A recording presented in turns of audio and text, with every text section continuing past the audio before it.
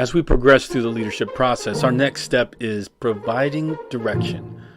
Earlier, we learned that purpose answers the why. Now we're answering the how.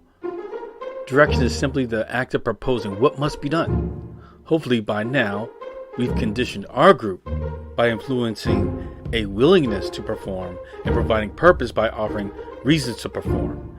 Now we're going to express how things are to be performed. Yes, we have to tell people what to do by providing guidance and possibly even instruction.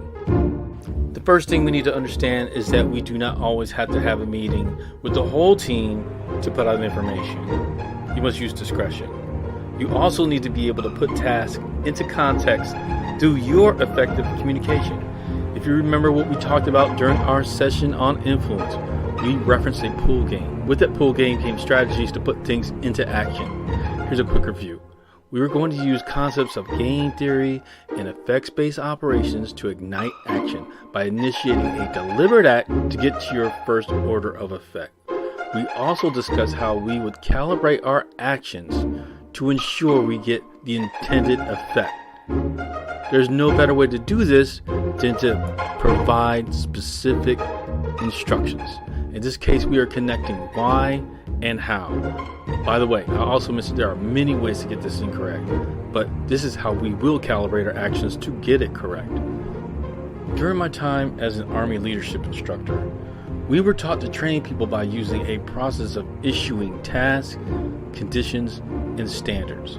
Before every class, PowerPoint slide, and any event, it was expected to provide a task, condition, standard, or you would lose people's attention. However, I discovered that using the task, condition, standard formula or any version of it works well as a great leadership tool.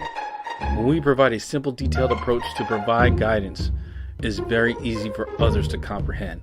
It's also easier to track progress, effort, and the level of detail put into every task. So, when we propose actions to the team, we're going to break them down like this. First, we'll start with tasks. Task is a clearly defined and measurable activity. Direction for the group will come from you, but most likely your guidance will come from upper management if you're not already upper management.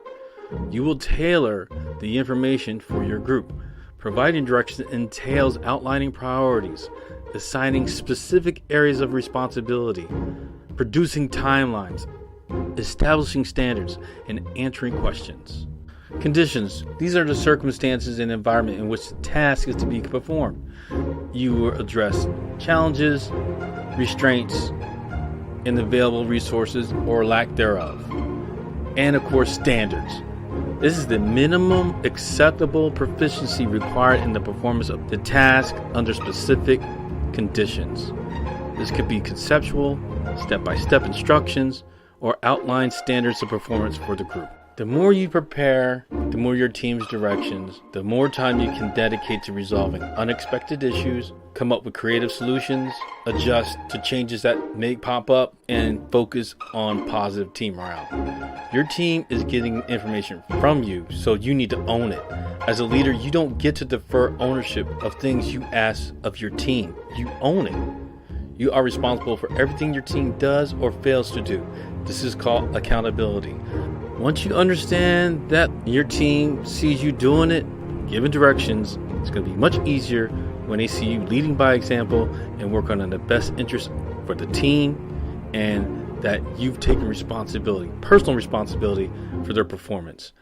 This means when you are given the task from your manager, increase the standards, shorten time available, make discretionary upgrades that you will ensure excellence, not just acceptable performance. Make this your MO, and your performance will improve tremendously.